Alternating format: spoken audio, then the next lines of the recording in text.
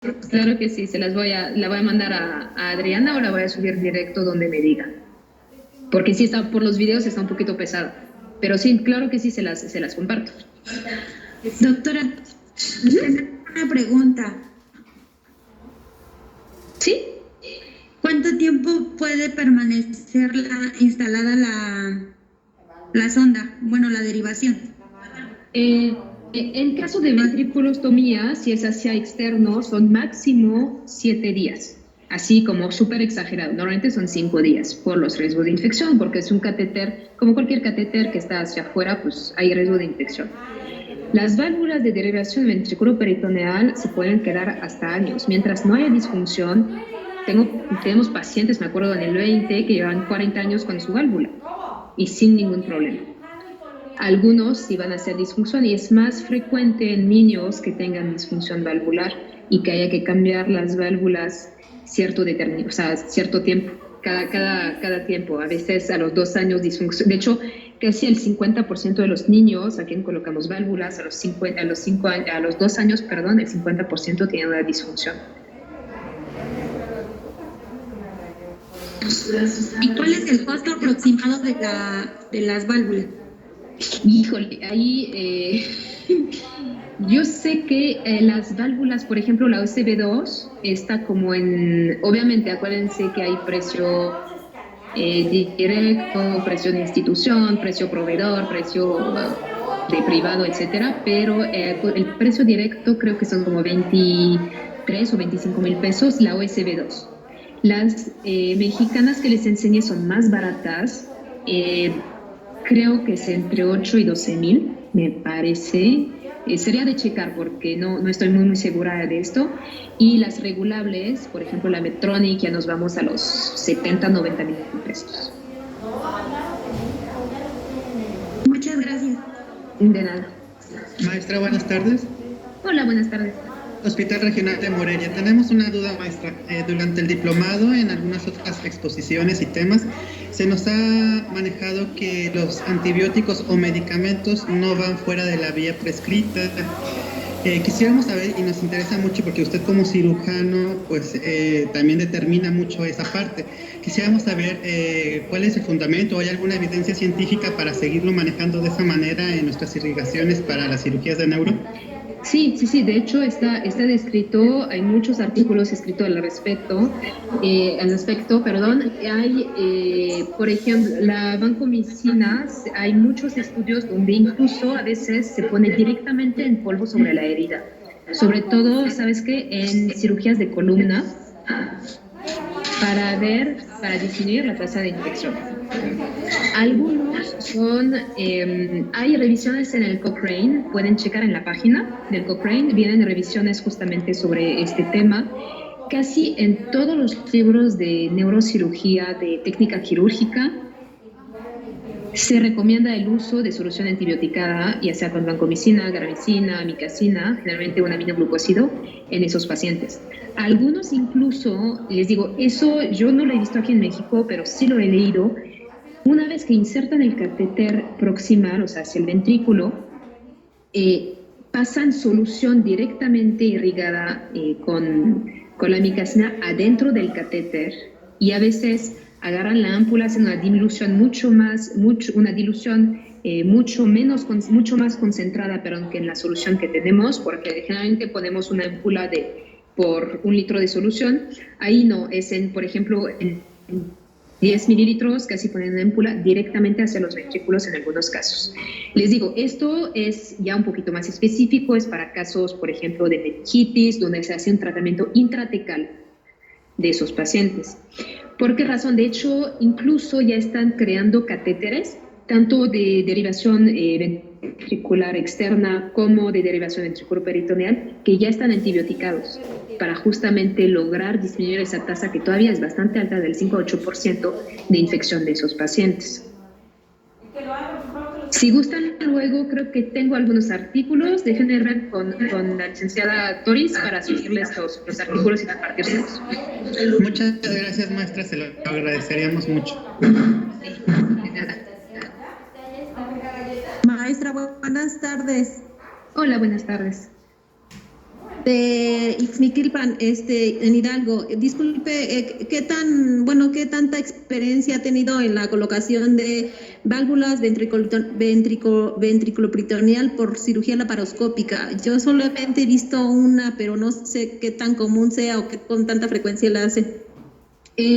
Nosotros generalmente, por cuestiones de costos, no lo hacemos laparoscópico porque aumenta mucho los costos.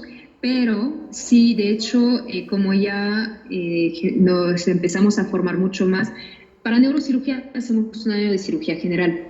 Algunos hacen un poquito más años, pero el requisito es un año de cirugía general. Generalmente ya los que somos más recientes ya usamos mucho más laparoscopía. Se puede usar, de hecho, hay varias técnicas. Uno, hacerlo como si fuera una laparoscopía, como cualquier laparoscopía por un apéndice, una cole, etcétera. Otro es colocar el catéter del trocar bajo la visión del otro y colocar a través del trocar, de hecho, el catéter distal. Y esto, muchas veces lo que se puede hacer es pedir apoyo al cirujano general, no tener miedo de pedir apoyo al cirujano general. ¿Por qué razón? Porque no somos nosotros, la verdad, ya no tocamos abdomen ni nada de esto. Por eso, más frecuentemente lo van a ver en muchos lugares que se va a hacer abierto, son incisiones muy pequeñas que hacemos, pero tenemos el control directo ahí y no estamos tan familiarizados con la laparoscopía. Pero sí, claro que sí se hace y en manos expertas sin ningún problema. Sí, maestra, de hecho, me tocó verla y sí, efectivamente, como usted dice, entró el neurocirujano pediátrico en este caso y el cirujano laparoscópico pediátrico. Sí, es más fácil ahí, exacto. Uh-huh. Sí, les digo, es que depende también de la preferencia del cirujano y depende de costos. Eso muchas veces, como es un procedimiento, por ejemplo, en la priva, son pacientes muchas veces que no tienen, entonces no hay comparación de abrir el abdomen de forma tradicional, en cuestión de costos, a usar el tipo de laparoscopía. Entonces, finalmente es una incisión pequeña que hacemos y eso es cuestiones de costos. Sí, maestra, gracias. De nada. ¿Alguna otra duda o pregunta? Yo creo que sigo porque nos queda poquito tiempo para terminar y eso es un tema, trate de resumirlo un poquillo, pero sí es un tema bastante amplio porque bajo un hematoma primero vamos a ver cuáles son los tipos de hematomas, las indicaciones quirúrgicas, los tipos de abordaje que podemos hacer y finalmente nuevamente la técnica quirúrgica. Primero, ¿cuáles son los tipos de hematomas? Hematoma epidural. El hematoma epidural es uno de los más graves que pueden comprometer la vida muy rápido. Son pacientes que generalmente acaban de recibir un golpe y muy frecuentemente tienen algo que se llama el intervalo lúcido, que significa pasa el trauma, se desmayan, pierden el estado de alerta, despierta el paciente, parece que no le pasó nada, así como que no, pues sí tuve el golpe, me chocaron, caí, etcétera. A las 6-7 horas o a veces a las 2-3 horas empieza el deterioro rapidísimo del paciente. Generalmente el primer dato en esos pacientes presentan midriasis del lado del hematoma. ¿Por qué razón? El hematoma, aquí vemos ahí un hematoma epidural del lado izquierdo y aquí empieza a comprimir. Está por encima de la dura madre ese hematoma y empuja aquí. Y justo esta parte, que son las cisternas basales, pasa el tercer nervio craneal, que es el oculomotor, y este nervio se encarga justamente del esfínter del iris. Por esa razón los pacientes presentan una dilatación pupilar y esto significa que tenemos 1 hora para actuar, para liberar esa presión, si no el paciente se puede morir o quedar con secuelas tremendas neurológicas. Entonces, todos son urgencias, obviamente, pero por ejemplo, este hematoma que es un crónico, es un paciente pues, que ya tiene mucho tiempo con él, entonces tenemos un poquito más, podemos entrar con más calma a ese tipo de cirugías. Esta cirugía sí tenemos que empezar rapidísimo, estar listo lo más pronto posible. Se lesiona realmente la arteria meningia media, que se encuentra por encima de la dura madre y se mete a la base del cráneo, entonces es muy importante, ahorita vamos a ver un video para que vean cómo se presenta esto. Hemorragia, un subdural agudo, como lo podemos ver en esa tomografía. Aquí hay desplazamiento de estructuras de la línea media y tenemos esa imagen hiperdensa. En tomografías es la sangre fresca, es hiperdensa. Si se dan cuenta, aquí está blanca, aquí está blanca, aquí está blanca. Todos esos son sangrados agudos y se ven hiperdensos. No hay contraste en esas tomografías, pero sí podemos verlos. Entonces aquí tenemos un hematoma hemisférico agudo, izquierdo, en una paciente de 75 años que se cayó, deterioro súbito también. Los hematomas subdurales agudos, al igual que los epidurales, son urgencias, pues no podemos perder minutos. ¿Por qué? Porque estos, al igual que los epidurales, provocan una presión sobre el cerebro muy importante y se puede herniar el paciente, fallecer el paciente. De igual forma, en estos casos, como hay desplazamiento a nivel de las cisternas basales, generalmente tenemos asimetría pupilar y del lado de la lesión tenemos la midriasis en esos pacientes. Los hematomas subdurales crónicos, como les comentaba, generalmente, miren, si uno ve rápido la imagen, pues no se da cuenta que hay realmente aquí un hematoma. Si se dan cuenta, aquí hay una imagen un poquito más hiperdensa, pero todo eso es isodenso, es casi la misma densidad que el cerebro. Aquí el cerebro está en medio. Y aquí tenemos otro hematoma subdural, crónico también, pero se agudizó, entonces aquí está como sangre fresca y sangre vieja mezclada, por eso lo vemos de esta forma. Muchos pacientes en estos casos hacen membranas, entonces ahorita vamos a ver que esta razón determina el abordaje quirúrgico en estos pacientes, si vamos a hacer craniotomía o trepano, vamos a ver. Y finalmente, los hematomas intraparenquimatosos o parenquimatosos, como en este caso a nivel de los ganglios basales. Estos hematomas son muy retadores. Por ejemplo, un hematoma que es muy cortical, o sea, muy hacia la corteza, que mide menos de 30 mililitros, generalmente no lo vamos a abordar quirúrgicamente, se va a absorber, no vamos a entrar. De los ganglios basales, este caso, por ejemplo, estuvo en límite y decidimos no operarlo. Este paciente nada más vigilamos, sí, en su caso, los datos de hidrocefalia, porque tenía sangre en el tercer ventrículo, en el cuarto, ahí en otro corte que no les puse. Entonces son los datos que vigilamos. Pero esos pacientes, si tienen la indicación quirúrgica, generalmente es 30 centímetros cúbicos de sangre que vamos midiendo en los estudios, y si tienen alguna afectación, efecto de masa, etc. Cuando hablamos del infratentorial, ahí es diferente. El infratentorial es una caja cerrada. Todo lo que es fosa posterior, cerebelo, si empieza a haber un hematoma, lo más pronto se tiene que operar. Ahí sí, ¿por qué? Porque es muy pequeña la fosa infratentorial y nos puede producir la muerte muy rápida en esos pacientes.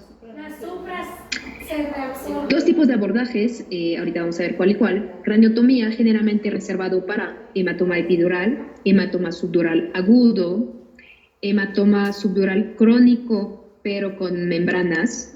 Se recomienda hacer craniotomía, esa mini craniotomía, pero sí, quitar el hueso para poder tener un poquito más de espacio y quitar estas membranas que hace el mismo hematoma crónico. Trépano, ¿en qué caso? Por ejemplo, en el caso que les enseñé aquí, esta parte por trépano sin ningún problema sale. Hacemos un hoyito, tenemos que ver obviamente, calcular a qué nivel, generalmente lo hacemos parietal, a nivel de la jiba parietal, para poder drenar. Colocamos sonda. Algunos manejan con 2 trépanos, unos con un solo trépano, eso también es cuestión de escuela muchas veces. Técnica quirúrgica, lo mismo. La tricotomía se va o no realizar, generalmente, sobre todo cuando es urgencia, es raro que hagamos tricotomía total, no hay tiempo, hay que abrir, ¿ok? Buena asepsia, antisepsia, ya sea con isodine, con cloraprep, con duraprep, etc. Podemos hacer el trayecto o ninguna, lo que les comentaba es lo mismo. Ideal también usar campo quirúrgico de incisión, como el Iovan o Sterling. Lo mismo, cambio de guantes al terminar la colocación y uso de doble guante. Eso sí se ha visto que reduce la tasa de infección. Muchos casos y muchos hospitales los recursos son limitados. Si no se puede, pues no se realiza el uso de doble guante. Pero cada vez que lo puedan hacer se recomienda realizar esto. Aquí tenemos un hematoma epidural. Aquí está levantado les digo, esas cirugías normalmente no son bonitas, son muy sangrientas porque no nos tardamos en realizar coagulación y hemostasia de la galia. ¿Por qué? Porque estamos jugando contra el tiempo. Entonces, aquí ya está levantado el hueso, ya eso es el flap, se llama, es el flap muscular. Tenemos la piel, aquí está el músculo, todo eso es el músculo temporal levantado. Y miren, esto es el hematoma que veíamos en la tomografía que les enseñé hace rato. Aquí se los voy a enseñar. Generalmente estos les vamos a pedir Penfield, el Penfield 3 generalmente, y mucha agua. Usamos mucha agua para poder, porque si se dan cuenta, miren cómo está así todo duro. Entonces, eso obviamente pues nos sale por un trépano y tenemos que irlo quitando. Aquí lo importante también es localizar la arteria que está sangrando y coagularla o sellarla a través del orificio. Aquí tenemos ya terminando la resección del hematoma, se colocó gel foam en los puntos de sangrado que puede haber entre la dura madre y el hueso. Realizamos puntos de levantamiento, eso es algo también importante. Eso lo hacemos con ProLN 4 ceros generalmente. ¿Por qué razón? Porque esos pacientes, si vuelve a sangrar cuando colocamos todo, pueden hacer nuevamente una colección epidural. Entonces, por eso generalmente se realiza un levantamiento, sobre todo en los pacientes mayor de 60 años. Se coloca gel foam, se coloca un drenaje, ya sea un Drenovac, algunos usan Biovac, puede ser, pero generalmente es el Drenovac de 1/8 que usamos para esos pacientes. Aquí el paciente que les enseñé, en su prequirúrgico vemos ahí el hematoma y en el postquirúrgico ya sin hematoma, el paciente ya alerta, ya recuperó todo. Vean cómo ya está abierta la cisterna, si se dan cuenta aquí, toda apretada, de hecho ya tenía midriasis del lado izquierdo de este paciente y aquí recuperamos por completo este espacio. Craniotomía para un subdural agudo, todo hematoma agudo va a ser por craniotomía, jamás va a ser por un trépano. Entonces, si les hablan de un hematoma agudo, ustedes van a saber que hay que preparar todo para craniotomía. La craniotomía se puede hacer de dos formas, o si no tenemos los recursos, usamos sierra de Gigli, hacemos varios trépanos con el árbol, conectamos esos trépanos con la Gigli. De hecho, que en este caso no llegó el proveedor del craniotomo, entonces tuvimos que hacerlo con Gigli. Obviamente es mucho más, ese tipo de cirugías son mucho más sangrientas, y pues los campos ahí sí terminamos como de guerra, ¿no? Entonces aquí vemos, ya estamos abriendo la dura madre y miren cómo sale el hematoma a presión. Lo recogemos. Para abrir la dura madre lo podemos hacer generalmente lo hacemos con Medsen. Hay tijeras de dura que existen también, no todos los tienen. Podemos hacerlo con bisturí. Eso igual, dependiendo de la preferencia del cirujano. A veces cuando tenemos tiempo, generalmente pasamos un cotonoide por debajo de la dura madre, que nos permite separar bien del cerebro la dura madre y así evitar cualquier lesión parenquimatosa. Entonces aquí vemos ya la dura madre abierta, vamos a seguir trabajando el hematoma, luego mucha agua, eso es de irrigación, trabajar la parte más temporal, generalmente sangra mucho, entonces usamos cualquier hemostático, Surgicel, ya sea el fibrilar, usamos gel foam. Ahí sí, generalmente es más común que usemos cotonoides más que en las válvulas, por ejemplo. Ahí, si se fijan, todavía tenemos una buena parte de hematoma hacia la región temporal, porque la que salió fue la región frontal. Con las aseptos, generalmente pasa mucho líquido para poder lavar. Hacemos presión, jamás aspiramos estando obviamente en el cerebro, eso es muy importante, empujamos el líquido y esto hay que estar preparado con litros y litros de solución porque sí es mucho lavar para poder botar todos esos coagulitos. Y aquí vemos ya el cerebro al final de la cirugía, que ya latiendo, si se fijan, es sutil, pero ya latiendo. Aquí las venas puentes que sangraron, en ese caso, se coagularon, se realizó hemostasia también con Surgicel y ya procedimos al cierre de estos casos. Aquí también, se fijan, tenemos, aquí vamos a poner también los puntos de levantamiento en este caso y un drenaje subdural se deja, ya sea como les enseñé hace rato, ahorita les voy a enseñar otro que es como el bonito, el caro, desafortunadamente, o colocamos una sonda de latón se deja generalmente 48 horas en estos pacientes, se conecta a un sistema recolector, ya sea guantes, en algunos casos bolsa de solución que vaciamos al inicio, o un sistema pues ya que tiene todos los reservorios. Aquí tenemos esta misma paciente, su pre y su posquirúrgico, el prequirúrgico con el hematoma que comentamos y el posquirúrgico. Y el drenaje por trépano, del caso que les enseñé hace rato, ahí vamos a ver, mire, eso es un craneotomo automático, hay eléctrico o neumático, en este caso era un neumático, y eso es la fresa que les comentaba que es autobloqueante. Entonces, procedimos al inicio, realizamos la primera incisión hasta el hueso, realizamos el trépano y siempre queda una lajita chiquita. Ahí vamos a levantar un poquito, también por cuestiones de tiempo. A veces ciertos pacientes, que fue el caso de están tomando medicamentos anticonvulsivos o toman litio, toman algún medicamento y eso dificulta un poquito a veces la realización de trépanos. Entonces ahí ya trabajamos el trépano, quitamos la lajita, usamos su cucharilla, generalmente curvas, y colocamos cera para hueso y todo como lo vimos hace rato. Posteriormente colocamos el catéter. Esto es un catéter de los bonitos, pero puede ser una sonda de latón. Como fue un trépano parietal y sabemos que en este caso el hematoma iba hacia frontal, oriente mediante la bayoneta el catéter hacia la zona frontal. Y miren toda la sangre vieja que se obtiene.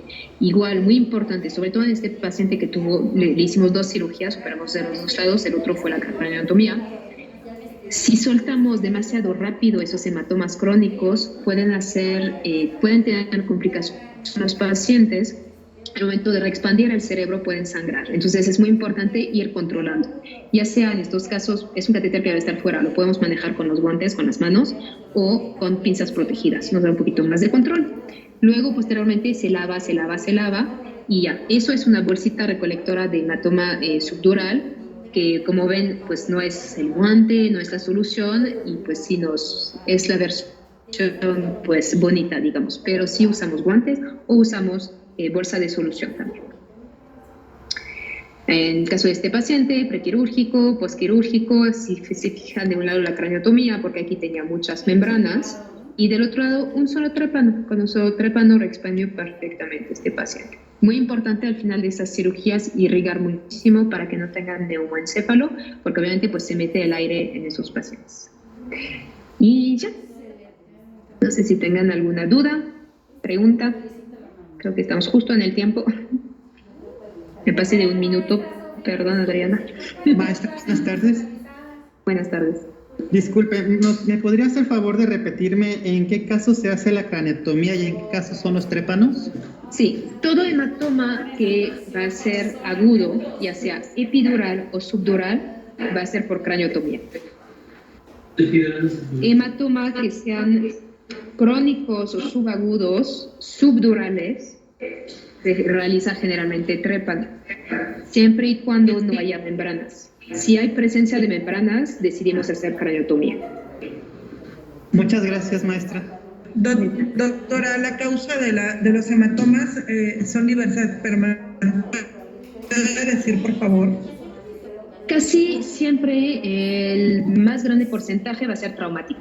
En los hematomas epidurales sí son traumáticos, es un golpe directo en la cabeza, generalmente en la región temporal, donde ahí va a haber una lesión directamente de la arteria meningia media.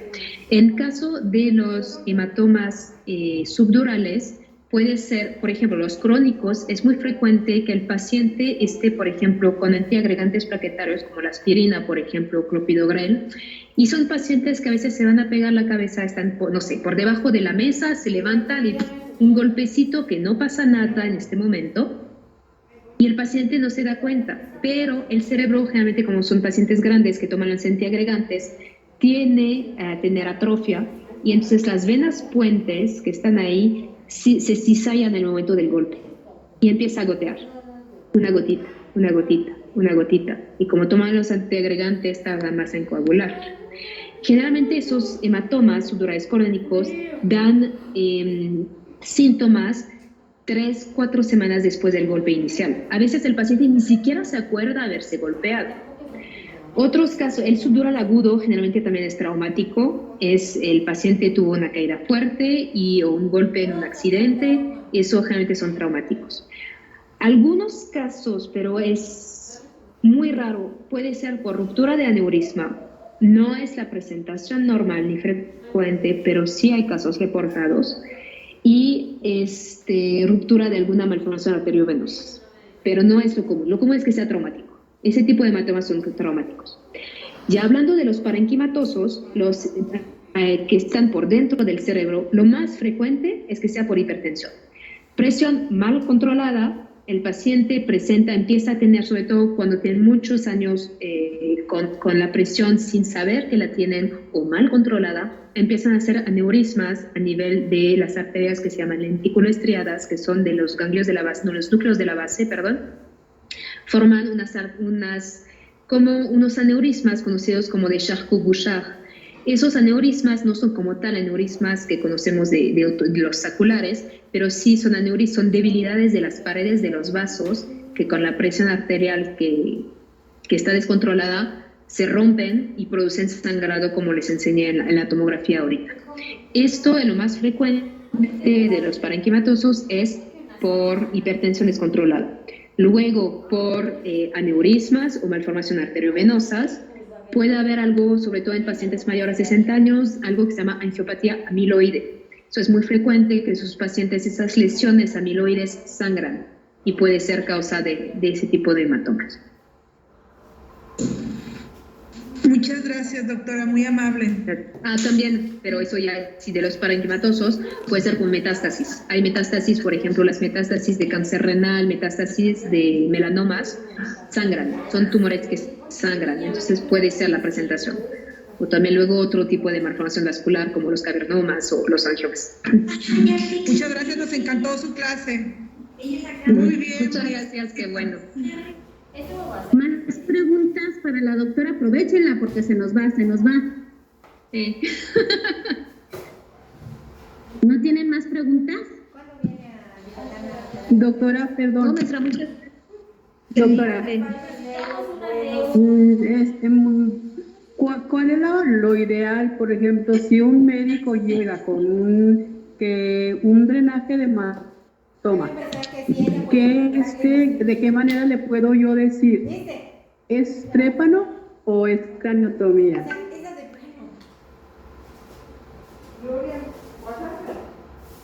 Qué bueno que se trabajó para escuchar. O sea, qué vergüenza que no hacen esas preguntas, ¿eh? Ayer lo mismo preguntó que si le puede opinar al doctor lo que va a hacer. ¿Dónde hacer el trépano? ¿Dónde hacer el trépano? Ayer eso preguntó, ¿verdad? Y hoy pregunta que si le puede decir si es cráneo o es trépano. ¿A quién cómo le puede decir al doctor que es trépano? Fíjese que la doctora ya me dio clase y eso que va a hacer el trépano. Ya está, dice que bajaron los panes. Ahorita. No sé, yo no comí pan. No sé si lo llevó el pan. Los panes, no lo vi. Yo no un pedazo de pan. La bolsita está buena. Ay, no, ya lo que acabo de poner. Yo era una bolsa transparente. Tenía 2 panes y 2 pedazos de pizza. ¿Cómo le voy a decir al doctor? Doctor, creo que lo llevo. Va a terminar la clase.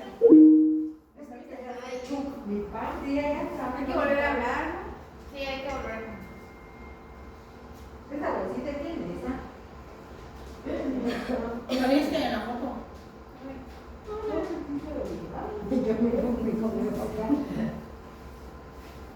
¿Qué le digo que sí con esto? Ya se cayó.